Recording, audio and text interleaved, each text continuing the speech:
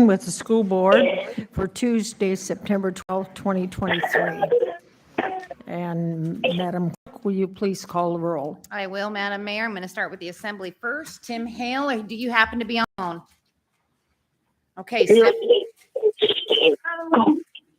Stephanie Nowers. Here. Dee McKee. Here. Robert Yunt, are you on the phone? Moki 2. Here. Dimitri Fanoff. Oh, here. Ron Bernier. Here. Moving on to the school board. Thomas Berger, are you on the phone? Present. Kendall Cruz, are you on the phone? Can you hear me? Present. Thank you. Catherine McCullum. Here. Jubilee Underwood. Here. Jacob Butcher will not be present. Ole Larson. Here. And Ted Swanson. Here. Madam Mayor, you do have a quorum of both bodies. Thank you. Are there any changes to the agenda? Okay, seeing and hearing none, and the agenda is approved as presented. And we will stand, and Jubilee, will you lead us in the pledge, please? So if you'll all stand for the pledge, please. I pledge allegiance to the flag of the United States of America and to the republic for which it stands, one nation, under God, indivisible, with liberty and justice for all.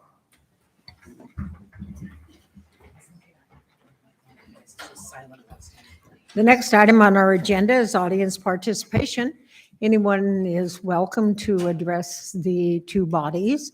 You'll come up to the mic, and looks like it's turned on. So, and then you will have the opportunity. Please state your name and then whatever in testimony you would like to have. Thank you.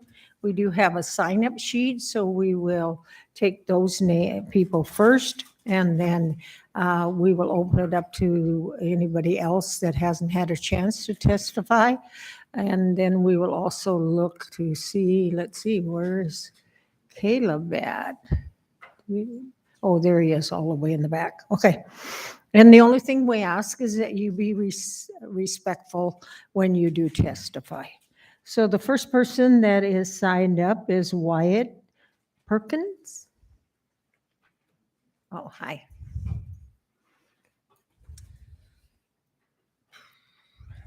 May I begin? Yep, go ahead, sir.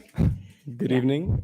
My name is Wyatt Perkins. I'm a senior at Matsu Career Tech, and I am the proud president of our student government. I'll be talking about BP 9110 today.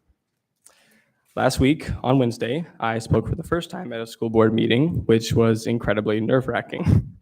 I mean, I'm still nervous right now. I like to pride myself on being a good speaker, yet even a regular student government meeting after school has me worked up.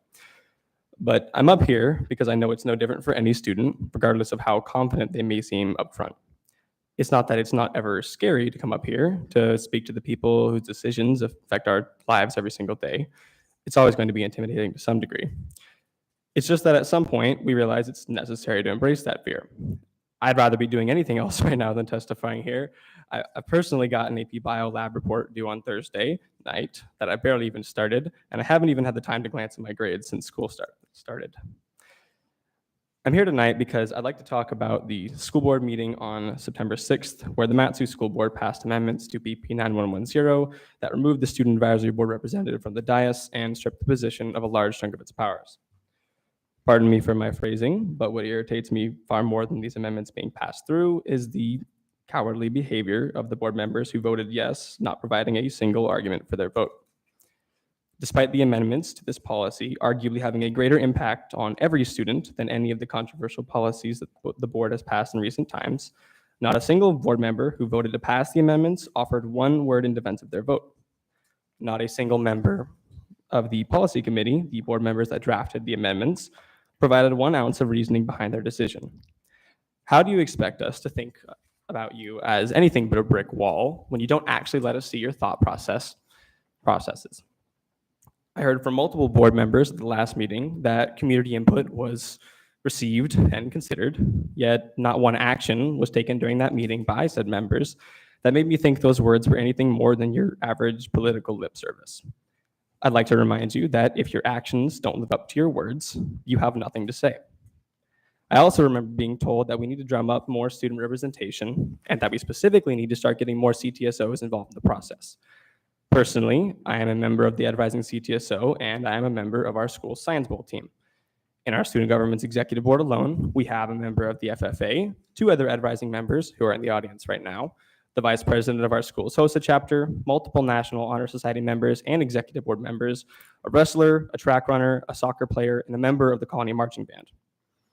All of these students from diverse backgrounds and interests come together to form our colorful executive board, and so many more come together to form our greater student government body. That's how our government works. Nevertheless, I too would like to see more student involvement and representation with these issues. So, unlike our board, I will be personally taking action to inform the student population and grow interest in participating in government. Thank you for your time, and I hope you all have a very wonderful night. Thank you. The next person that signed up is Jackie.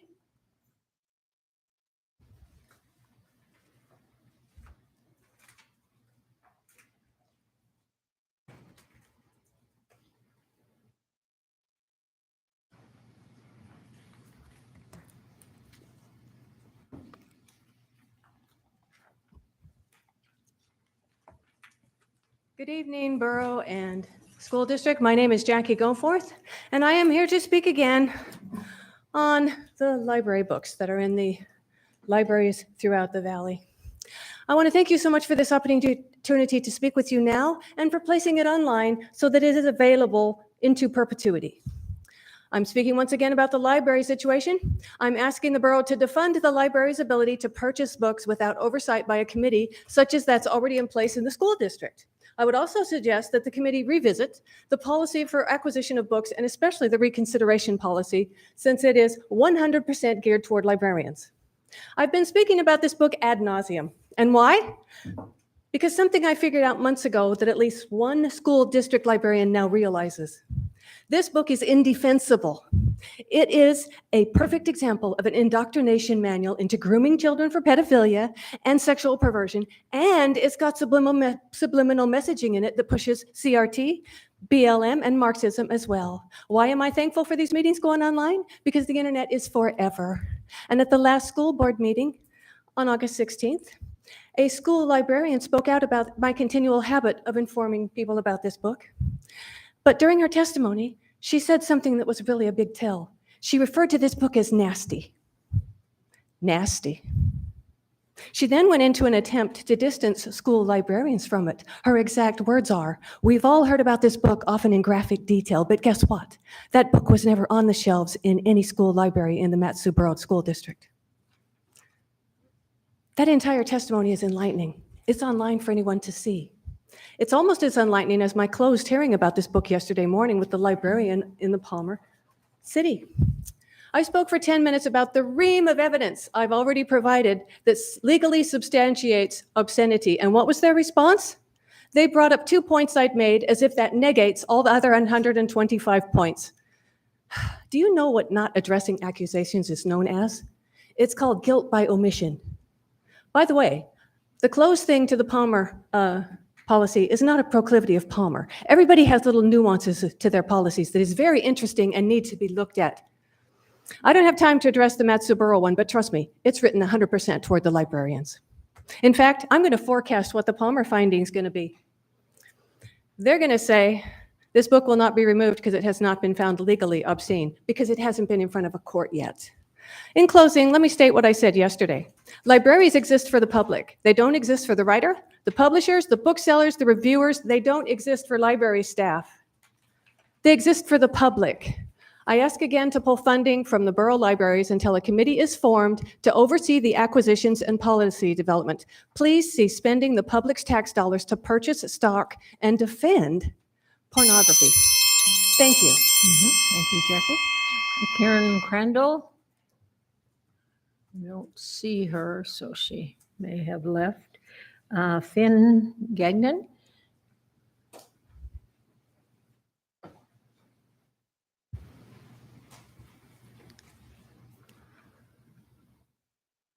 Hello, my name is Finn Gagnon, and I'd like to speak on the board's decision to revise Board Policy 9110 at the last school board meeting.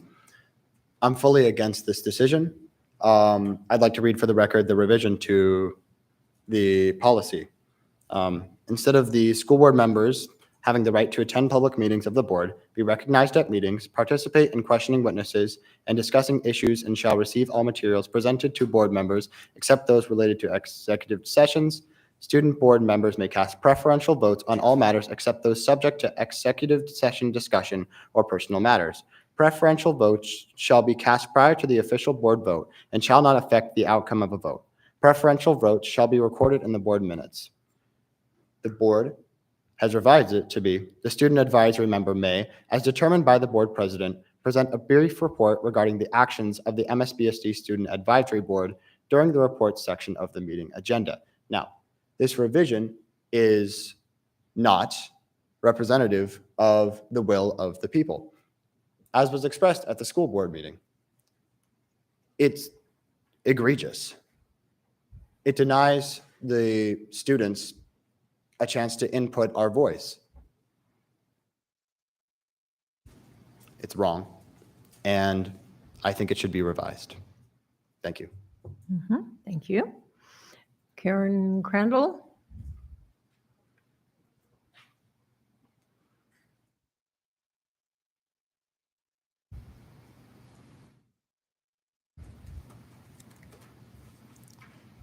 Hello, I'm coming as a concerned citizen of the Matsu Valley, and my name is Karen Crandall.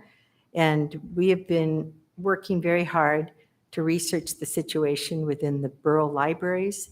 And because the borough librarians have been hired by the assembly, I just wanted to put in a plea that you reconsider what is going on with the types of books that are available for the young adults. And the young adults are being groomed with books that create a problem with pornography and addictions and the type of literature that would bring a lot of confusion and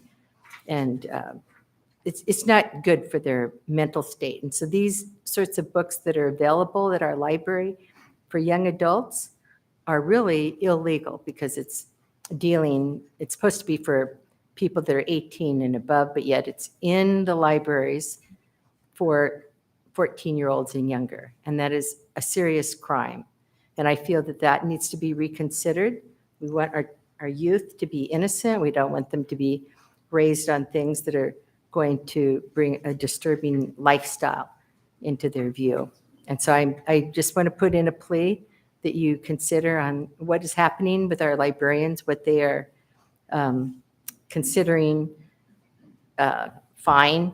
You have to have some sort of moral code of ethics and what is lawful or dislawful or unlawful. And I feel that these are unlawful because they're marked wrong and they shouldn't even be there in the youth or juvenile sections of the libraries at the borough level.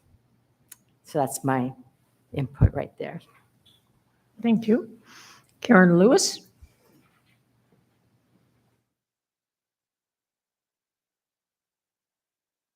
This is for Brenda to pass out.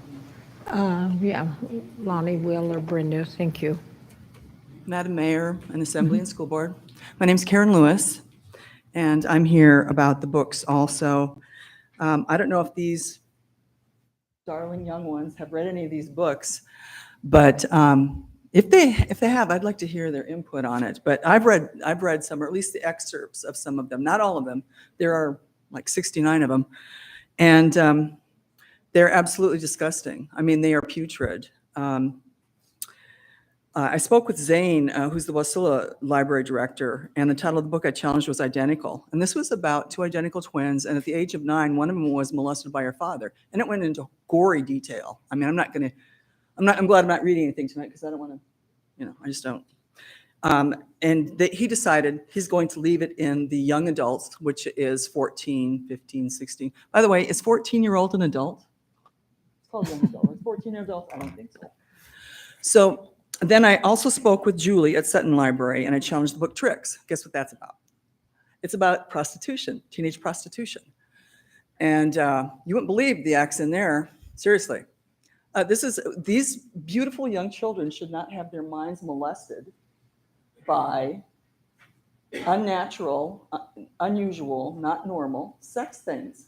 I mean, sex is a beautiful thing, but it's in these books it is not depicted as such. So I don't think you should be assaulted, seriously. So, or any of them, 14, 15, 16, or even 18. And then I'm going to be challenging Flamer here, which I've already told you about that one, this circle of young boys and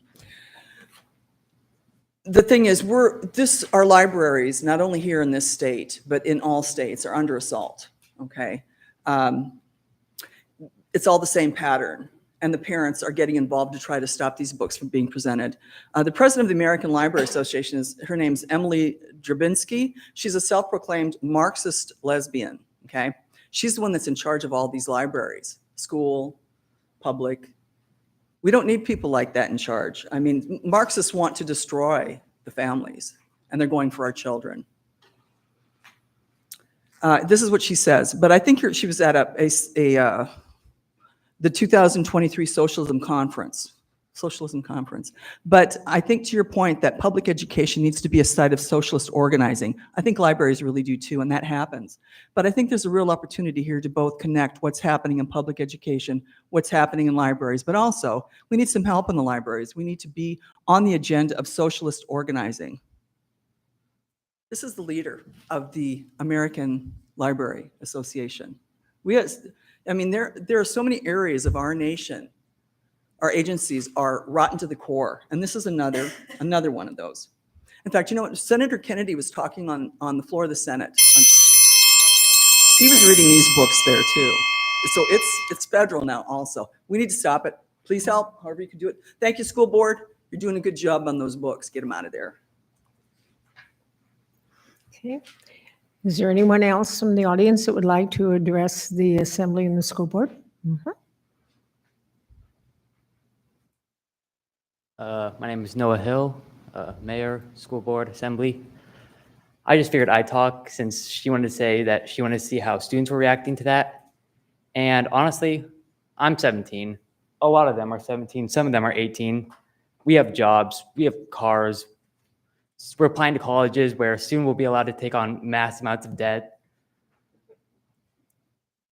We are old enough to where we should be able to decide what our views are. We should be allowed to figure out what we stand for. If we don't learn to think for ourselves now, when will we ever? If we aren't allowed to see other points of view, how will we know when we are adults what's right and what's wrong? All points of view are valid in some form or another. Ones that are right, we need to understand how we can enact them. Even ones that are wrong, we need to understand why someone would think that way. Taking away other points of view will prohibit us from growing as individuals, and it will hurt us from broadening our horizons. Thank you. Mm-hmm. Anyone else? Mm-hmm.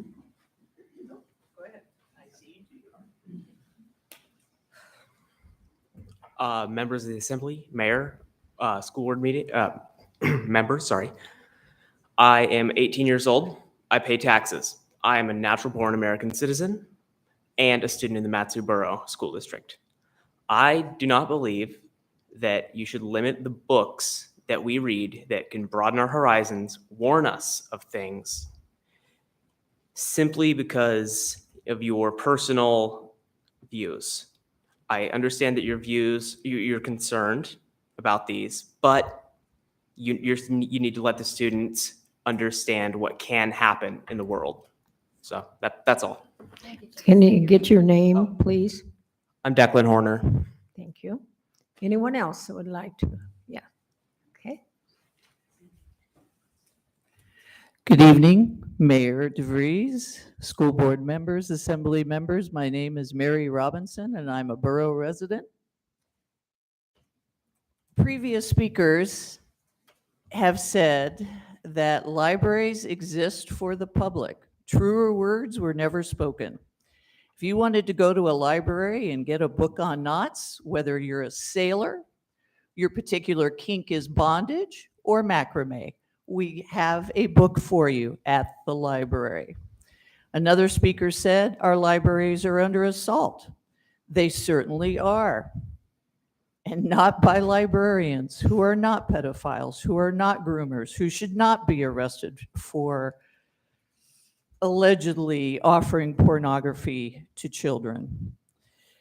I will say that September is the month to sign up for your library card. Please, if you are not a library member, sign up for a library card. Seattle Public Library and Brooklyn Public Library have programs that anyone from any of the 50 states of the United States of America, where the Constitution allows you to exercise your expression, your free speech, exercise your right to intellectual freedom. Both of these libraries have programs where you can just get online. You can take up to 10 ebooks, audiobooks. They will not ask you why you want to read them. And then you can also put 5 books on hold. Again, libraries exist for the public.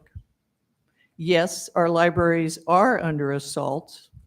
And I hope that you will continue to protect your borough employees who are constantly being harassed by the book challengers. Thank you for the opportunity to speak. And again, my name is Mary Robinson. Thank you. Thank you. Anyone else? Yes.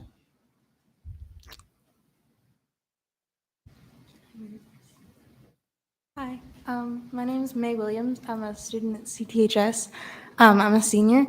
I just wanted, in response to, I don't know the woman's name, but I wanted to say I'm 17. I'm almost 18. I'm gonna be able to vote. I'm able to sign up for the draft. In my little sister is 14. She's a freshman at Westlaw High. I know a lot of the banning books, restricting books from younger people in the schools is a big deal to adults, and they're very concerned with what their children are consuming. But I feel like we find worse online. We can. It is a simple Google search away. And with the technology we have in front of you, like every day, we have school-issued Chromebooks, and I know my little sister and I know a lot of other people find easier ways to get around firewalls and gaggle to find worse things online on their school-issued devices. I don't see a reason to restrict in libraries when most of the time the only kids who go in libraries want to consume educational knowledge and find a quiet place to study. Anyway. Thank you. Anyone else? Ron? Good evening, Madam Mayor, Assembly, School Board members. Now sit down. I want to speak about something I hope is non-controversial. I read with interest Assemblyman Junt's proposal that we close our schools down on Election Day. And there's lots of reasons this makes sense to me. Let's start off with security. When our schools are opened up for election, there's a lot of traffic in our schools. I know that probably less than 15% of our precincts are in schools, but you couldn't shut down just those schools because of transportation. So I think it's a good idea for a lot of reasons, security being number one. You know, this borough has shown a propensity to take our election seriously. We have kicked out the machines. There will be no internet connectivity. I think this is just one step further to showing the Mat-Su residents that we take our election seriously, and I think it's a good idea. I know that it's going to take one day out of instructions for our students. I'm sure there's ways around that, but I would like you to consider that. I think it's a good idea. Thank you. Ron, I don't know for sure if you put your name on the record. For the record, Ron Johnson, I'm a Mat-Su resident. Thank you. Anyone else that would like to? Yes, come. Mhm. Hi, Mayor, School Board, and Assembly. My name is Miles McDonald, and I'm a former member or former student of the Matsu School District. I've spoken at a few board meetings and stuff, but yeah, anyways. I just wanted to question, where does the ability to be valid for your rights to actually the Bill of Rights to actually apply to you, where does that start? Because people under 18, they don't get the First Amendment right. They don't get that. And I don't really see why they don't, because, we do say, words technically don't matter. When someone gets called a slur, you say, oh, well, it didn't physically hurt you. But for some reason, if a kid reads some words that you view as profanity or you view as overly sexual, it's bad. So we can't have the book that you don't agree with in the school, but we can have the Bible in the school that I would argue has way more profane words and sexual undertones than most of the books that you guys are complaining about. There's so much, there's incest, there's rape, there's adultery, there's incest mixed with rape. And then there's also brutally murdering a person in the book. So where does the line get crossed where students can read that, but they can't read the other stuff that you don't agree with? So where does it become a right that you can express the words that you want to and read the words? Where does that start and where does that end at? Because I don't know where you guys are seeing this, kids are getting groomed into things or whatever, but as a person who is basically who you're talking about, because I'm at the point where I would be the adult that was groomed into whatever you're saying. And so far I haven't woken up from whatever you think that I've been groomed into.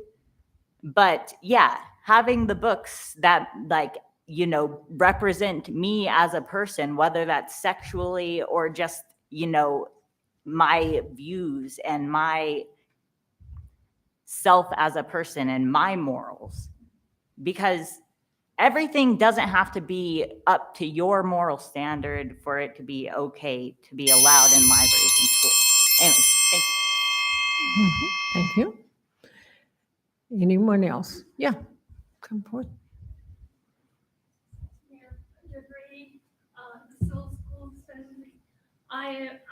I'm also part of this. I'm a vet. I'm a mother. I've seen this. We need an automatic draft. You guys don't pay your dues until you're 18. You realize, yes, I understand.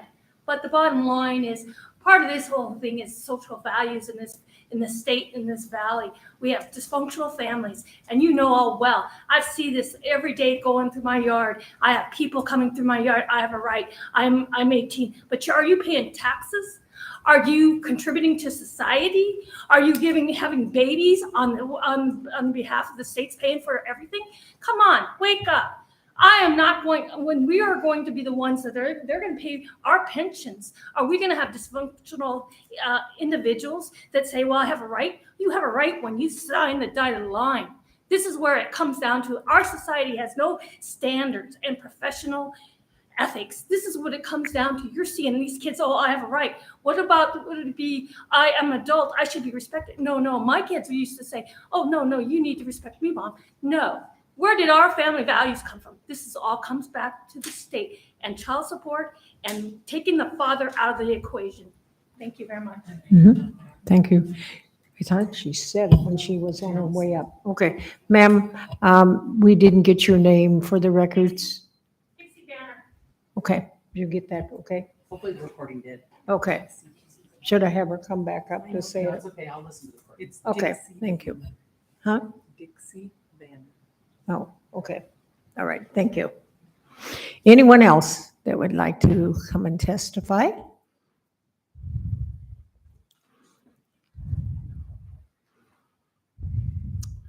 Greetings, member of the board and the mayor. I am Kellen Wolfer.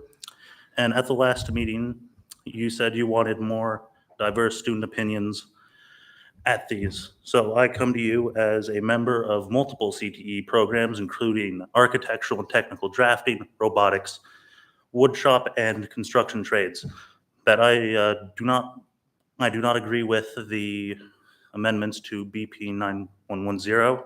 Also, I would like to thank the two ladies who spoke earlier for a reading recommendation list. Thank you. Thank you. Okay, anyone else?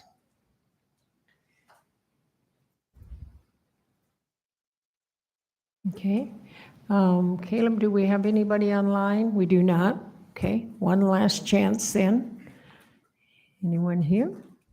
Okay. Hearing nobody, then I will close audience participation. And we are at the Assembly's item of business. Madam Clerk? AM 23-107, approval of election officials for the November 7th, 2023 regular borough election. Okay. Assembly person hours. I move to adopt AM 23-107. Discussion from the Assembly. Objection by the Assembly regarding legislation passing. Hearing no objection, then the legislation passes. The next item is our joint items of business. And Superintendent Trainee, understood you had something you want to say. Do you want to do it at this time, sir? Or and later in the meeting, what is your preference? Yeah, I think later in the meeting under item, let's see, 8, Mayor, Assembly, School Board, and Staff comment. Okay. Yep. All right, good. All righty.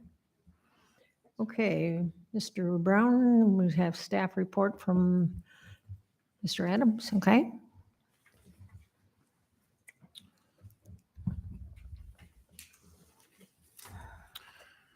Madam Mayor, members of the Assembly, members of the School Board, Tom Adams, Public Works Director. I'm here to give you a quick update on a few projects that Public Works and the Mat-Su Borough are working on your behalf. I guess I'll save the more interesting projects for last, but just to give you an update on our safe routes to schools. Many of you may be aware that we have 6 projects in the works to improve pedestrian access between neighborhoods and your school facilities. So we have several that are already done, Big Lake, Larson, and Colony. And then we have some ongoing projects that include Denina and Talkeetna. And I guess I failed math because that's 5 projects. So we have 5 projects that if you have any specific interest in how those are going, you might have seen them being constructed.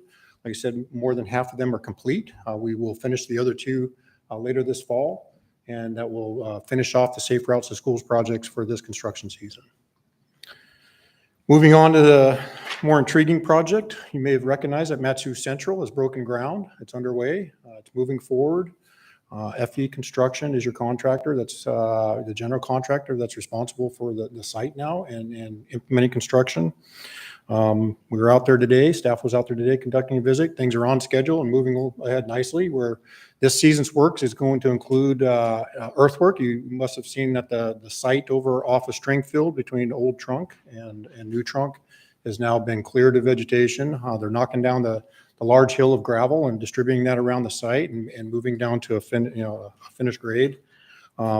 Here in the next few weeks, we'll continue to do that work. In the early parts of October, you'll start to see the foundation be constructed.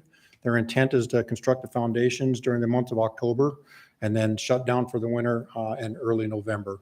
And then that work will pick back up early next spring and carry forward the construction for the site work on the the site work and the building work into next season, including the access improvements for Catherine Drive, which is a new link between Stringfield or Old Trunk and New Trunk. We do have a groundbreaking schedule for that particular project. You will hear about it shortly. It is scheduled working with our PIO on October 3rd, 11 a.m. So you'll get a notice about that. So those are interested in participating. It'll be on site. and, give you an opportunity to take a peek at the progress of the work and ask questions and, see what we're going to do for the rest of the season. So those are the projects I have. If you had any specific questions about those projects or others that I might not have brought forward, I'd be more than happy to answer. Assembly or school board, anyone, questions or comments? No, I guess not. Thanks, Tom. Okay, now the next is discussion. Is Assemblyperson Yount on the phone? I don't think he probably not. So he has asked, and he would like to speak to using the schools for precinct locations and the possibility of closing schools for election day. So can we have, yes, Lonnie, go ahead. Through the mayor to assembly members and the school board, I did have a discussion with Assembly Member Yunt when he requested this go on the agenda. Okay, good. He did have a constituent calling him concerned about the public going into schools during the day when the students are there. I told him that I do believe it was election before last. We asked that the school district close the schools for that day. However, at that point, it was too late. And I do believe he did have a discussion with one of the school board members. I'm not sure which one. And as far as I know, the idea from Assembly Member Yunt, the idea was to have an in-service day that day. The teachers could come in and work, but the students wouldn't be there. So next year, it's going to be a big election like it was in 2020. So we're looking at a pretty big election next year. And I do believe Julie Hussman from the Division of Elections has already requested the school district not have school that day. Okay, you have comments? Comment? School board, Assemblyperson Nowers, go ahead. So is this proposal to close schools this election or next election? Next election, future elections. Okay. Not this election, but future elections. Okay. Oh, yes, Assemblyperson McKee, go ahead. Turn your, yep. Mike. Thank you. Yeah, as a teacher, if I were a kid, I'd say, yeah, let's do this. As a teacher, I'm saying, geez, we need every minute that we can get. But that's interesting that they would say have a PD, professional development thing on that day, because there's no reason not to. I mean, I don't even remember how many of them are scheduled a year. That'd be the absolute solution to it. So is that an amendment or is that part of the main motion or main, whatever that thing is? To Assembly Member Key, this is ultimately up to the school board, administration and school board. Assembly Member Yunt just wanted to put it in front of the bodies to discuss. Okay, well, that's where I'm coming from. That's a really good idea, I think. Okay. I would say that our PD days are typically right around Election Day anyway, and kind of the end of the quarter. That could possibly be something that could be worked into a calendar.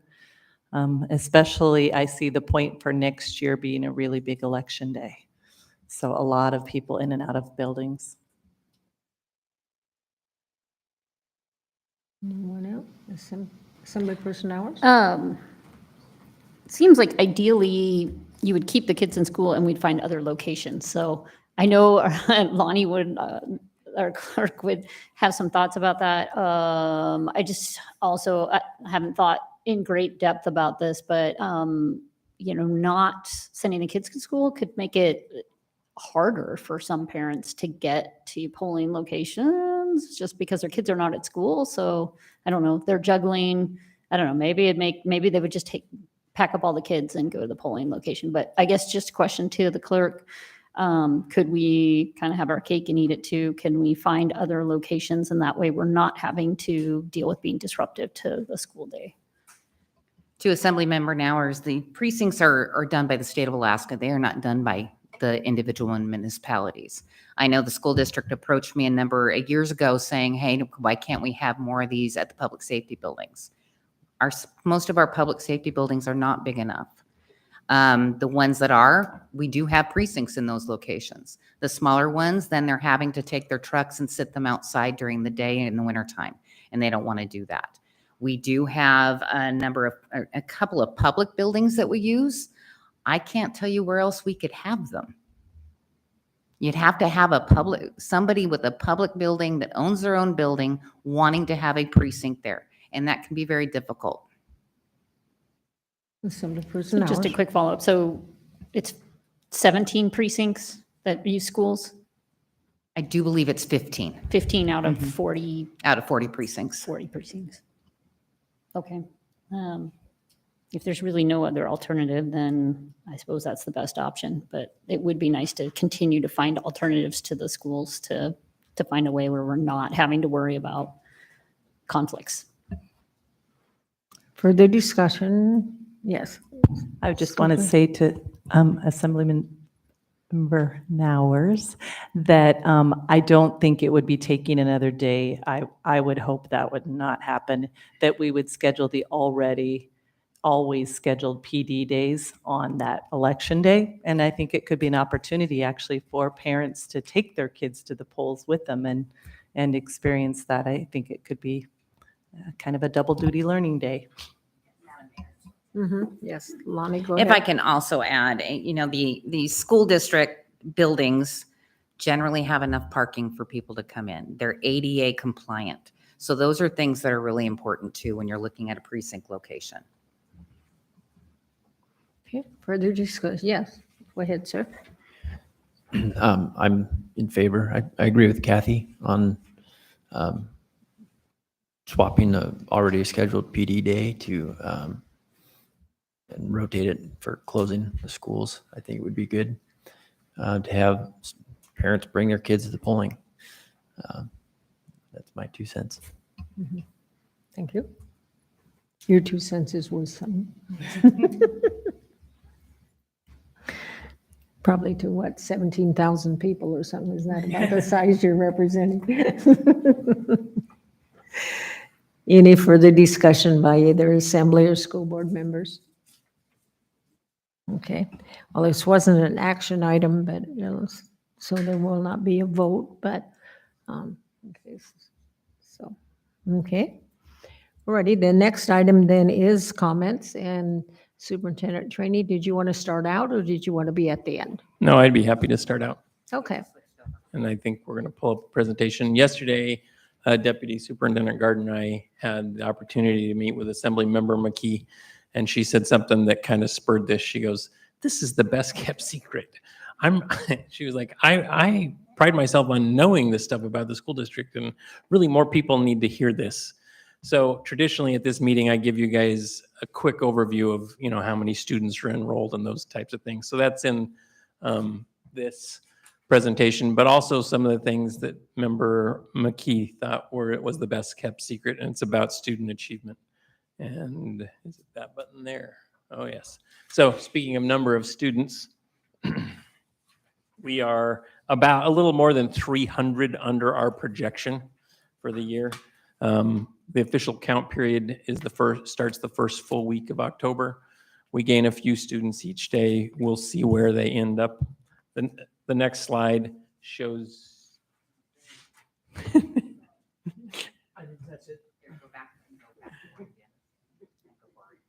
Okay. This could be interesting. This slide shows you the breakdown by type of school. And when you look at it this way, missing by 300-ish kids, it'll probably be, 250. We're really close on each of the categories. Some are slightly above and some are slightly below. Let's see if this works. This is pretty typical for a given year. About 84% of our students are enrolled in brick and mortar schools, and about 16% of our students are enrolled in our correspondence schools. I'm very thankful that I don't have to say very much about this particular slide. All routes are running. Knock on wood, despite moose season happening right now. About 5 weeks ago, the board and I met. We had a retreat for the day, and we came up with 5 goals for not only me, but for the whole district. I'm going to try to brand these with these icons over here on the left. Really, the rest of my slides in the part that Member McKee said, this is kind of the best kept secret, are about the first goal and a little bit about the second goal. And the first goal is that we want 100% of our kids to graduate, and we want them to have a whole bunch of choices when they graduate. Instead of preparing each kid for one type of activity after they graduate, let's prepare all the kids for all the choices. They could be in a CTE, they could have a job in CTE, they could go to the military, they could go to college, they could go directly into a high-paying career job. And then you will probably be hearing, if you don't know already, about the Alaska Reads Act that the legislators passed down in Juneau. The rules have been coming out over the summer, and we're one of the districts that I think is kind of ahead of the curve on getting ready for the Reads Act, which is really that we want all of our third graders reading at third grade level by third grade. So the next few slides are about the Reads Act. Like I said, DEED has been describing the rules to school districts throughout the summer. They're really building the bicycle while they're riding it. And part of that is to have all of our primary teachers and administrators trained. And we as a district have sponsored 2 different types of training. We have 22% of our primary employees who've already completed it, 60% who are scheduled, and about 17.5% who need to be scheduled.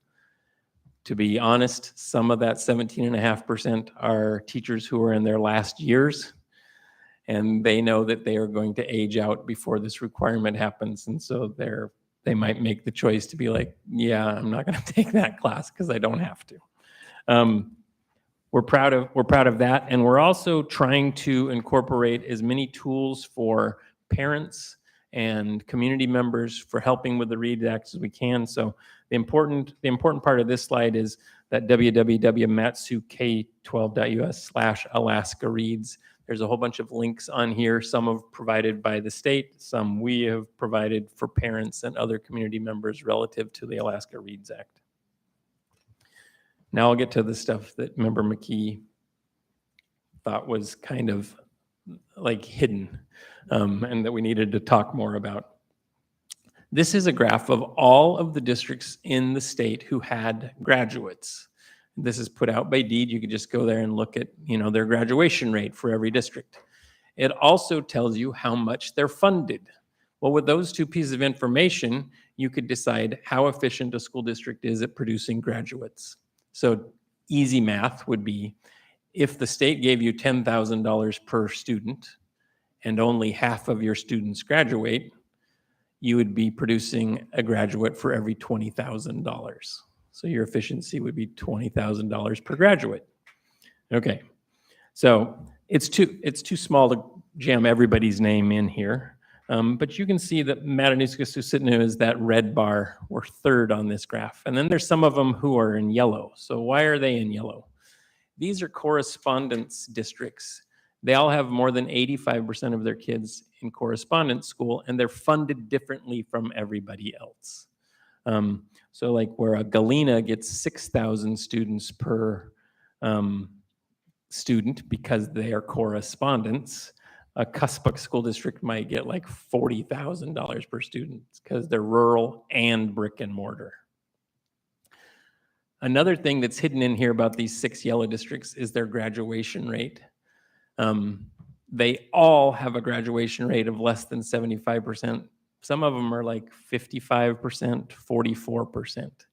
So you could look at them and think, well, hey, that yellow school district is more efficient than many of the blue ones, but you'd have to ask yourself, well, maybe it's more efficient because they only get $6,000 per student, but only half of their students graduate, and is that something we want to aim at? I would say no. And we're really comparing like apples and bananas here. They're 2 different funding systems. So this same graph without the correspondence districts. And we are the most efficient school district in the state at producing graduates, the most efficient brick and mortar school district in the state at producing graduates. And so that speaks a lot to both how we are doing educationally and how we are doing fiscally, like how we manage our resources.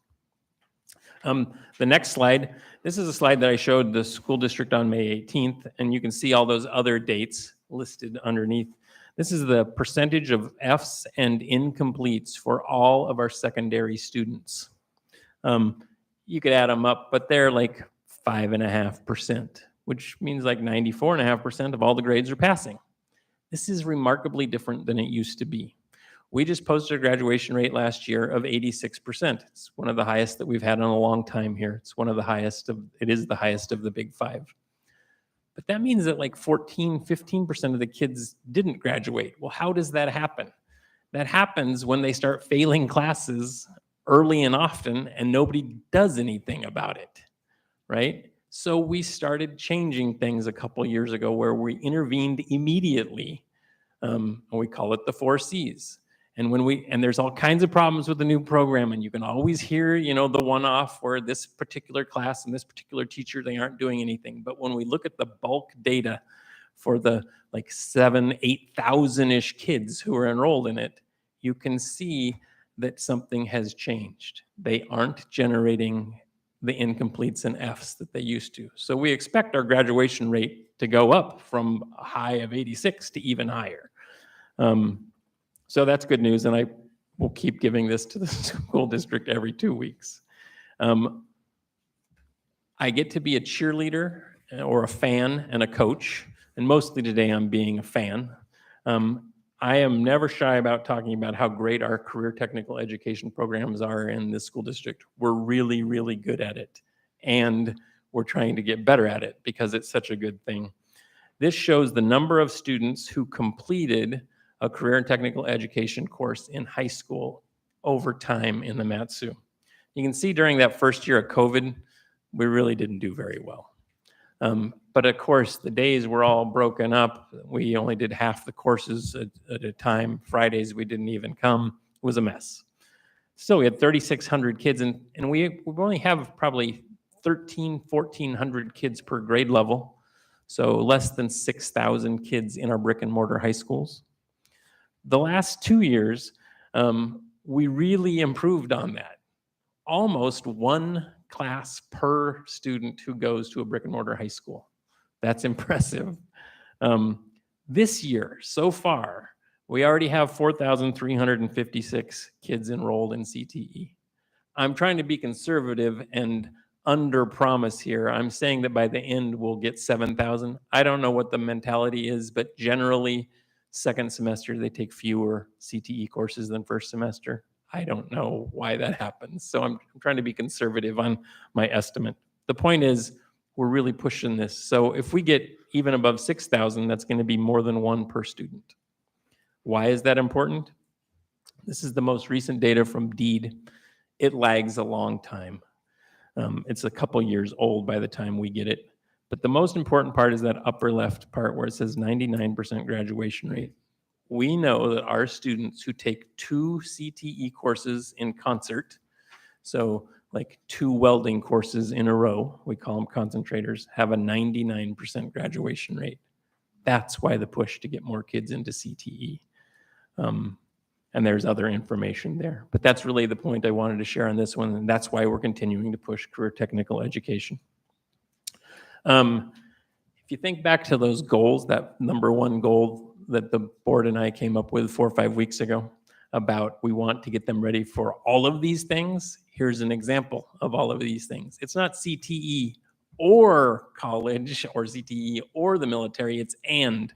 So lots of career technical education courses, you can get a career and technical education certificate as well as college credit, and you can see how that's changed over time in this graph. Now I'll switch gears to our advanced coursework, and I'm going to talk about AP. This is the total number of advanced placement courses that students in all of our high schools across the entire district have taken over time. And you can see that 3 years ago, something started to change. We were on kind of a downward trend for 4 or 5 years. And then when the magenta color starts the pink color, you can tell that something's changing, something's dramatically changing. Last year, when kids took the exams in May, we had 1,558. We were almost to national average. I put the red bar in there and this year, as of last week, we had 2,875 students enrolled. It's changing dramatically. It's a lot of work from a lot of adults. That's being enrolled in the course, and that actually is the most important one. I always describe this as AP courses are like a track meet. where you train for track all year long, and at the end of the year, you go to the track meet, and a few kids are going to get first, second, or third. They're going to get, a gold medal, a silver medal, or a bronze medal. And we like to talk about those, but that wasn't the whole reason we did track all year. Like, there's more than just the people who get first, second, and third. Just like in AP, there's more to advanced placement courses than just the kids who are going to earn college credit. But we do like to talk about gold medals and silver medals and college credit. So the rest of these are about how many kids got to stand on the podium. This graph is called the production rate of AP scores of 3s, 4s, and 5. An AP test is scored on a 1 through 5. Scores of 3s, 4s, and 5s earn you like college credit or a college scholarship at literally thousands of universities across the country. Just like if you went to a state track meet and you got a bronze, some schools will give you more credit for that than others, right? Like depending, like if you're the bronze medalist in the 100 meters in Alaska, you're probably not going to get a full ride at USC, but you might get something at Seattle University. It's the same exact way with AP courses. Different universities give different amounts of credit depending on the score that you got. In 2020, 4 out of 100 students, 4 out of every 100 of our high school students earned a 3, 4, or 5. They got a scholarship basically for credit at some college somewhere. That's now up to almost 14 out of 100. It's a dramatic shift in a short period of time. And we can look at that shift and compare it to the rest of the United States and the state of Alaska. So this is the same graph I just showed you, that blue line, that's us. You can see that in 2020, we were 4.028 out of every 100, and now we're 13.95. Meanwhile, the red line up at the top, that was the United States. They went down during COVID. They went down while we went up. Their data hasn't been published for 2023 yet, but you can tell we're catching. We're almost up to average. And the state of Alaska is the yellow line. We were below the state of Alaska. Now we're above it. And the only reason the state is going up is because 14% of all the high schoolers in the state of Alaska are here, and we have dramatically improved. We're dragging the whole state of Alaska's stats up. Next slide. Super complicated. It's the same slide that I just showed you. Are the dotted lines. So the kind of the purple dotted line, that was that district average. So this is the third time you've seen it. And the green dotted line is the state average, and we're dragging it up. And the orange dotted line is the US average. All of the other lines are each individual high school in our district. So just casually looking at it, you can see that every high school is improving. And there's some real standouts. Like if you can find the orange dotted line, that's Wasilla. They've gone from 4 out of 100 kids to 20 out of 100 kids. They're above, they were 1/5 the national average, and now they're above the national average. Or one of my favorites, Career Tech. It's the orange dotted line that goes all the way up almost to 40. Career Tech High School has always been the first or second high school in the state for a long time. And we made a change 3 years ago, and every time you change something, change is hard. And people were like, if we just make this a lottery and let everybody into Career Tech, anybody who wants to, it's not going to be the #1 school anymore. Meaning, like if we don't filter at the door, if we don't take the top 3%, it's not going to be as good. And I was like, nope, all boats rise and fall on the same tide. And if you let them all in, they all will do better. Career Tech already had something down correctly. It's high expectations for kids. Look what's happened since we made it a lottery. They used to be the best district in the state, but they weren't even average for the United States. Look at that line. They were below the dotted orange line. And that, I told the board that 3 years ago. And now look at, they're more than twice as good as the national average. Something dramatic has changed. And it's like if even you look at like Houston and Reddington, they didn't even have a program 3 years ago, an occasional student. They're better now than our whole entire district was 3 years ago. They're where the other schools were 3 years ago. Imagine where they will be 3 years from now. Speaking of career tech, US News does a really exhaustive, they look at 25,000 high schools across the country. They rank about 18,000 of them.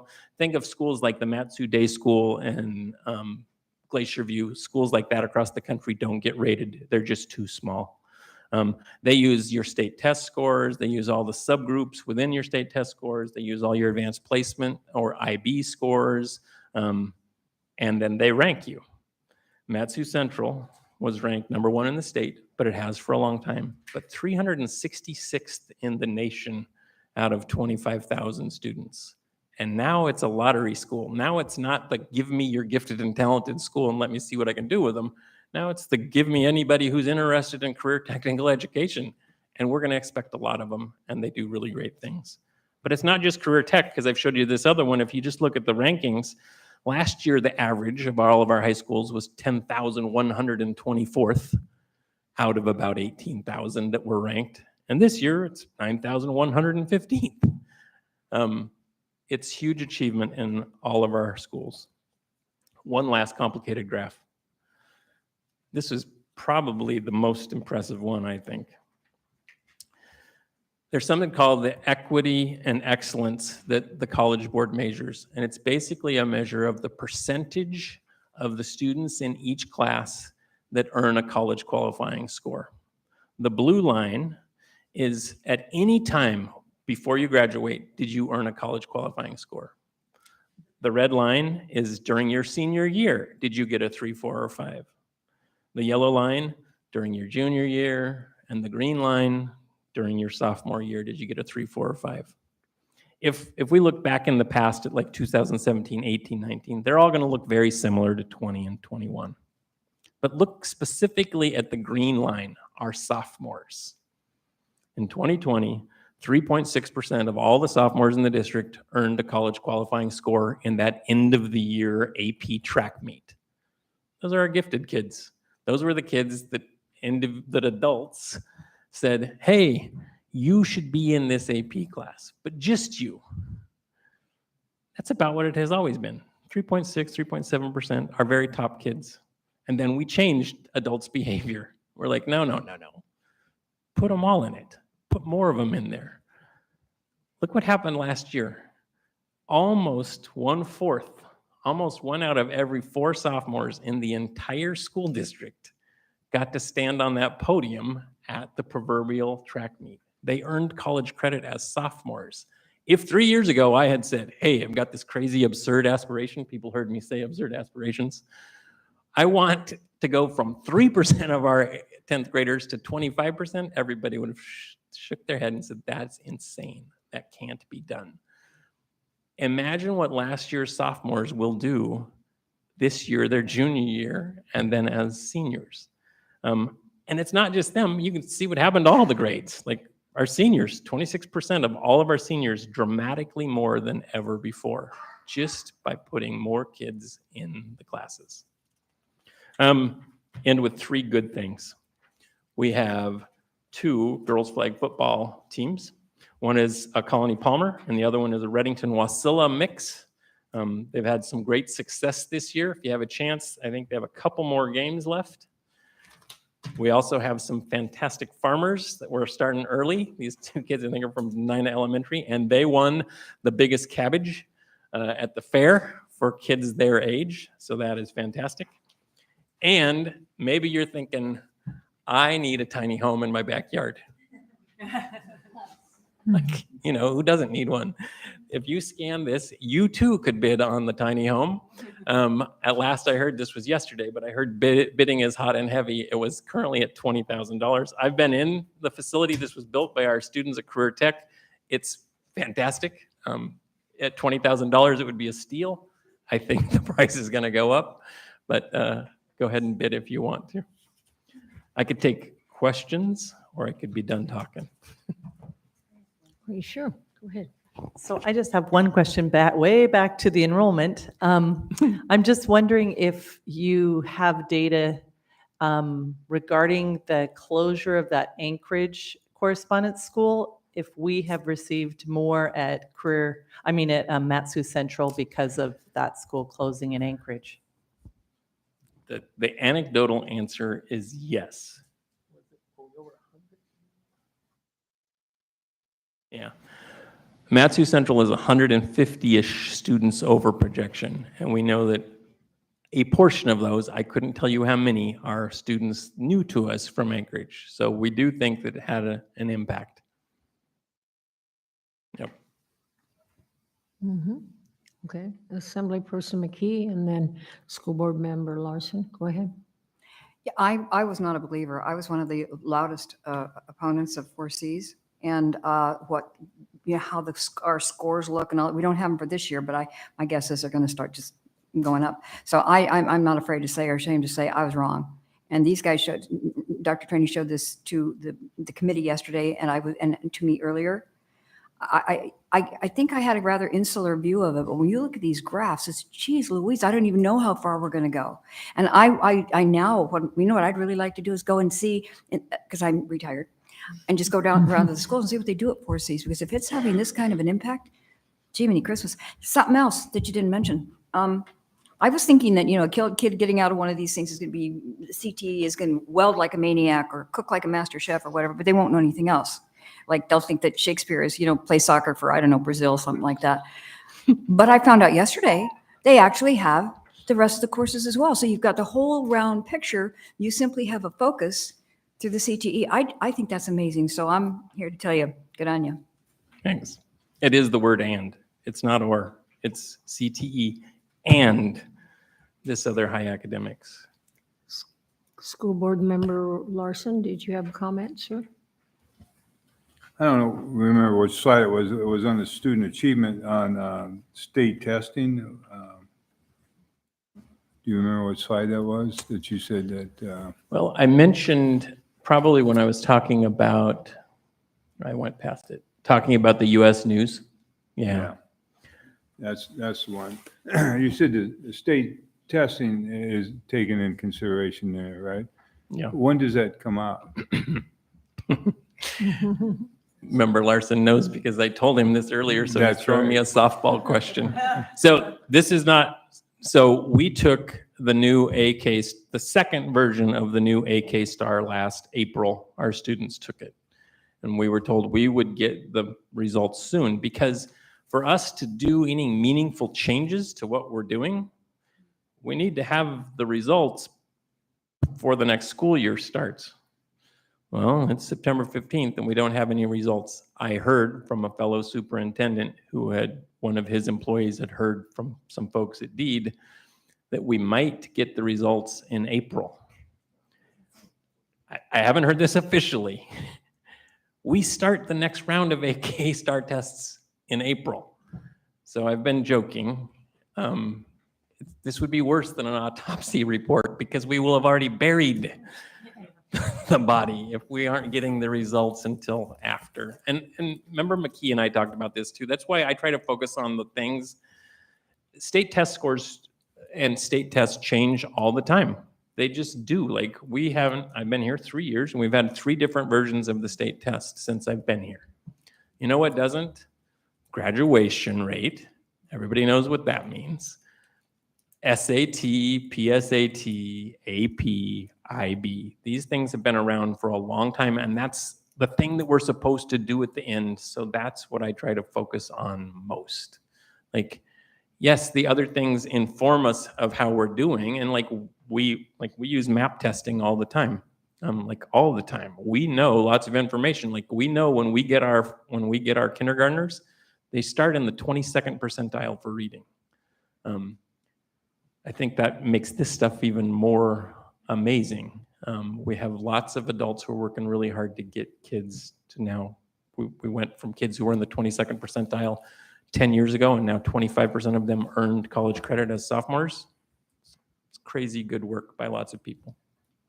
But I don't get too hung up on what version of the state test is going to happen because it's so out of our control. Yes. Can I make another comment?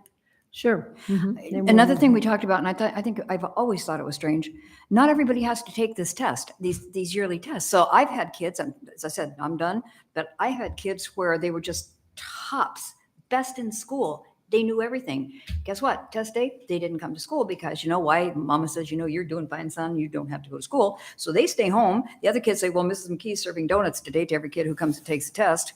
What do you got? So those tests from another aspect. When you got opt in, opt out, I just don't, I think it so dilutes it and skews it that why have them? I'll make a comment on that. I'll be very careful. So correspondence students across the state take the state test at by far the lowest rate. Like they just, not even close to half of them take it. So this speaks to your issue. Generally speaking, our secondary school that has the lowest participation rate is career tech. The school that I just showed you has the highest achievement. It's exactly what you're just talking about. We have our highest achievers opting out of the test. So what does the result really mean to us for our freshmen when our highest achieving school isn't taking it as much as the other schools? School Board Larson? Yeah, we've talked testing, and that's why I wanted to bring it up, and maybe the Borough Assembly can jump on and help. Because high school should be SAT and ACT testing, because the state test doesn't mean anything. I mean, our seniors won't get their results until they're almost junior in college, or a sophomore in college. And I guess what I was looking for is we've brought this up to DEED in the state, and it seems to just drop off. And it would be nice maybe in our joint meeting that on our noontime meeting, maybe we can come up with something that both boards can then go forward, because it doesn't make, we test our kids all the time and we have test fatigue, and here's a test that we take that's required that means nothing. And that's the point I'm getting at. Why should we test kids that you get no results? You don't get any results back until a year later. That's just insanity. I want to go back on the record. I just heard that as a rumor. I haven't heard that officially from DEED. All I know is it's September 15th and we don't have any results. And just to follow up, I know it's a rumor, but we never get the test results till later in the fall anyway. By that time, you can't, if a kid is deficient in an area, like MAP scores, you can work on it right away. But a kid's deficient in an area 6 months later, which is normal, what good's the test? Or if we identify that we've done a bad job collectively at teaching this, well, we would have liked to have had our beginning professional development, helping our teachers get better at teaching that.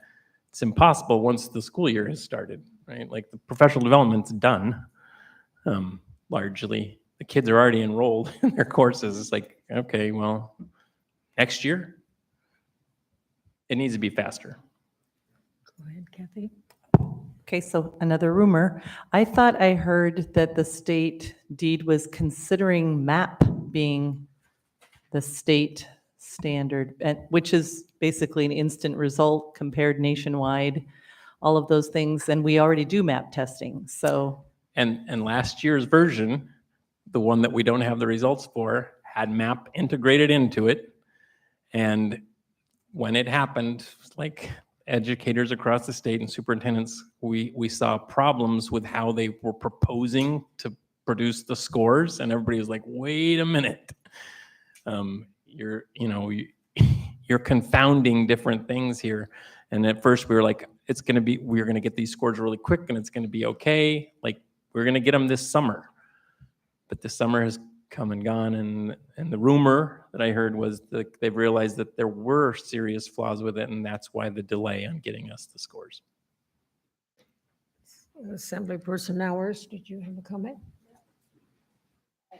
I can just speak from personal experience with my kids in those tests. They they didn't see the benefit. They're high achievers and good test takers. Yep. And so it wasn't learning. It was another day away from learning. So I think that's why you have that dropout. If MAP was to be used, that would be, one of the, that would be nice, because that would be one less test and the kids could spend time learning. One other thought, the ACT and SAT scores, what I've seen, because my kids are just now in college, is a lot of colleges starting to go away from those. They don't see them as good indicators of student success. So they're an indicator of people who are good test takers and can spit out stuff really quickly. They don't necessarily, like, yes, you do know the material, but there's other kids who know that material, but in 2 hours with 160 questions, or however many there are on those SAT tests, there's kids who are completely able and have great depth of knowledge that isn't reflected in those. So, and then I want to preface my next things by saying there's fabulous stuff happening in this district. I'm really excited about that. Tiny home is awesome. The CTE is awesome. The Matsu Middle College is awesome. A lot of teachers are doing amazing things in the classrooms. I've seen that through my years. So that's all the preface for saying my other, stickler thing is using the right metrics to measure success. So I look at the AP numbers, and what I see is you're having more kids taking the tests, so your production rate is going to go up. So it's not necessarily, to me, and I say this all, that's why I want to preface it with amazing things. It doesn't mean we have more kids learning. It just means we're testing more of them and we're finding out where they learn. So I would much prefer to see some kind of statistic of where our kids are landing. Like, ask them, are they getting jobs when they graduate? Are they getting scholarships? Because the other thing about those tests is you can get a 3 in a science and you're not going to get anything at the college level. You get a 3 in English and you might get English 111, 105. So I'd much rather see some statistics from the school district, follow up with the kids. What are you getting? Because we're putting a lot of effort into AP and it can come at the expense of other things. I think it's a good thing. I think the kids feel a sense of achievement. They get a 3, 4, or 5, but I want to use the right metrics. And I don't see that metrics, and I want to say that in the kindest way, I don't see that metric necessarily helping me know how the district is doing as far as really educating our kids and bringing them up and allowing them to fulfill their potential. So maybe I should reverse those things and said all the good things at the end, but there really are amazing things happening. It's just like amazing students, amazing teachers. And I know a lot of learning is going on, and it's not always reflected in tests, or we always want to put a number on it, but we know when we go in the classrooms, we see it. So thank you. I don't see any other lights on. So Chairman Underwood, would you like to see if any of your school board members have parting comments? Sure thing. Member Swanson? I'd just like to thank the public for coming out and your public participation. Thank you for hosting here, and that's it. Member Larson?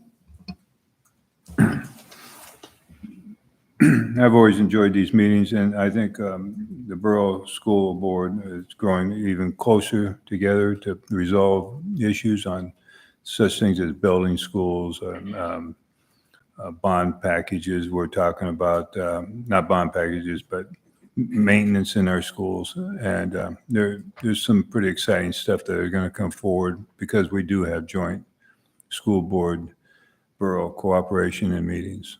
And I want to thank the public for coming out and making all the testimony. I enjoy testimony very much. And it's very good to see people actually at this this meeting is pretty vacant. So thank you very much. Member McCollum?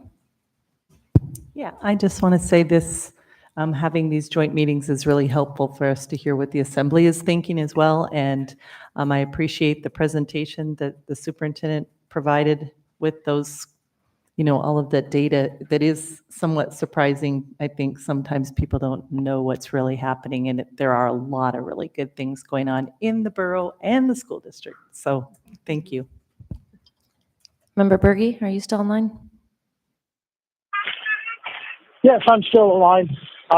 Again, I'd like to express a sentiment of thanking everybody who came out tonight and for all the testimony. It's good to have dialogue between the assembly and the school board. Keeps the communication open, and one more way for us to hear what the population is thinking and getting their input. And with that, everybody have a safe good night. Member Cruz? Hi, yes, I just want, I'm kind of sounding like the broken record at the end. I really appreciate all the time and effort everyone put into this and meeting together, and it's been very productive to share the data that we see that doesn't always get transmitted across the valley. So I think that's really a great thing, and I look forward to hearing more about Member Gent's proposal for voting day. I think that was a wonderful idea, and I hope everyone has a great rest of your evening and safe trip home.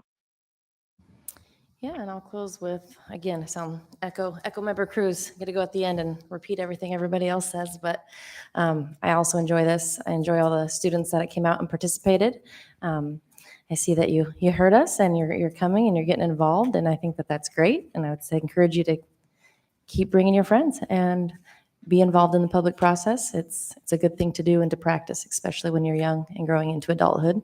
So thank you for that. And I definitely enjoy the joint meetings. It's been a positive experience, learning and hearing and being able to share what we are doing. It's always a pleasure getting to hear the positive in a meeting. And yes, have a good night, safe. And I also echo, I would love to see especially next year's election, when it can be quite the election, have those buildings vacant. Thank you. Mr. Attorney, do you have parting comments? Mr. Borough Manager, Madam Clerk, no? Assembly Fauna member, parting comments, sir? Thank you for this wonderful meeting. Thank you for all the students that came over, and thank you for staying here through the end of the thing, not just after you spoke and left. I always appreciate those people that stay throughout the whole meeting. So, because oftentimes, we speak for just a couple minutes, but throughout the other time, we can learn a lot too. So I appreciate you guys being here and continue to come here. You guys are always welcome, not just on the school side, but on the assembly side. Perhaps we're always, microphones always open for you guys to voice your support or opposition or whatever that is. And we want to welcome that. And thank you for all the members here and down there who are including Dr. Traney for this wonderful report. I really do appreciate that. I do have 5 kids in the school district myself, so but they're all in elementary and middle school. So I think the results mostly here were reflecting the high school, but I think it really starts at those younger ages when those teachers are really working hard, and then they set them up for success, that by the time they do get to high school, they're already producing good results. So I want to say thank you to those teachers who are working at starting at the kindergarten all the way to 8th grade, so that then once they get to 9th grade, we can see those results. So that's all I have for today. Assemblyperson Nowers, parting marks. Thank you. Wanted to say thank you to the students. Noah, Wyatt, Finn, Declan, May, Miles, you got up and spoke. That takes courage to do it. Even adults are nervous about that. Thanks to the rest of the students. This is the worst system of government except for all the rest. And so I just want to say that, one thing for you guys to understand, I hope you don't get too frustrated, like you don't feel like you're being listened to, but at least I can speak for myself. I'm listening. I'm watching. I want you to know the assembly funds the school district, but we do not make the decisions for the school district board. So those issues you're talking about, whether it be the lottery system or the school student representative, those aren't issues we get to decide on. That's something for the school board. And so when you're working through how to work with your government, I would just have 2 pieces of advice. One is kind of know the mechanisms, which I think you guys are highly educated already on thinking about how this system works, but know who you're talking to and what power they have. And then try not to get too frustrated. And if you're upset about something, also think about crafting a solution. That's something You know, as assembly member up here, I have a lot of differing opinions, and you know, I could just, it's more helpful if you think about what those other opinions are, and maybe there's a solution out there that takes those other viewpoints in, and you can suggest that, find a path forward, not just a path to fight. But thank you for coming, and thank you to the school board members and to the school district for the report. It's always good to get together and hear how the schools are doing. Appreciate it. Assemblyperson McKee, parting remarks. Yeah, you guys, I'm awfully glad you're here tonight. I taught social studies for a while, and I had some sixth graders. We sent out 4,376 handwritten notes to people, not for one party or the other, just get out and vote. And here you are at your age, you're here. And some famous American who's a lot better speaker than I am said something about, you know, whether I agree with you or whether I don't agree with you, I will defend until the death. Your right to say it. Don't lose that fire, because you are the future. The rest of us are going to be rock on out. You got to take our place. Mhm. So keep on doing what you're doing, and I applaud you for being here. Thank you. Assemblyperson 2, parting comments. I'd like to say thank you to the students for coming out and having the courage to show up. And then for the ones that came up and spoke, it's difficult for me to speak in public also. So I feel you, and thank you for doing it. And then also for Dr. Cheney, this is fantastic. I love looking at this graph. Whatever you're doing, keep it up, because this is fantastic. I have 9 grandkids coming to you. This is very encouraging. And I appreciate having the school board meetings also. So. Assemblyperson Benier, parting comment, sir. I want to echo that comment to Dr. Tranny, especially the career tech stuff. We need so much more of that in our valley. The way colleges are nowadays and stuff, anybody that's really wants to get ahead in life, I think should be heading down a career road as far as the technical stuff. I'll just leave it at that, but congratulations. And thank you, students, for coming out. There was somebody in FFA. The Future Farmers of America. Yeah, that was very close to my heart. The state vice president. Really enjoyed it. Has got me motivated, and as far as leadership and Robert's Rules of Order and stuff like that, it was really beneficial. But I want to thank you guys for all coming out, and I want to thank the Lord for everyone here. I just want to ask a blessing. Please, Lord, bless our valley, bless our youth, give them a listening heart. Grant us wisdom, Lord, that we may carry out your will. May we glorify you, Lord. May you fill us with the Holy Spirit. May you take care of our poor, our sick, our weak, our addicted. Can we pray for our enemies, Lord, that you may give them a listening heart? Lord, I just want to ask you to guide our state, to guide our government, and to bless everyone here. In Jesus' name, amen. I would just like to thank you all also for coming out. It's always good to hear from the many generations of people that we have in our borough, and together we can all come to some very good solutions. So with that, I will adjourn the meeting. Madam Mayor? Oh, we forgot one. is that Tim? Yeah. Oh, okay. I didn't realize he was online. Tim, can we ask when you sorry. joined? Can we ask when you joined? Because none of us had you on. I recorded present at the very beginning of the meeting. Okay. Our clerk didn't hear, but anyway, go ahead with parting remarks. Okay. I just want to thank all the students for coming out. You guys' voice is important, and keep using it. Is he done? Are you done, sir? I'm sorry, I keep talking over you, but I want to be sure. Yeah, no, I'm done. Okay, all right. So with that, we'll adjourn the meeting at 7:29.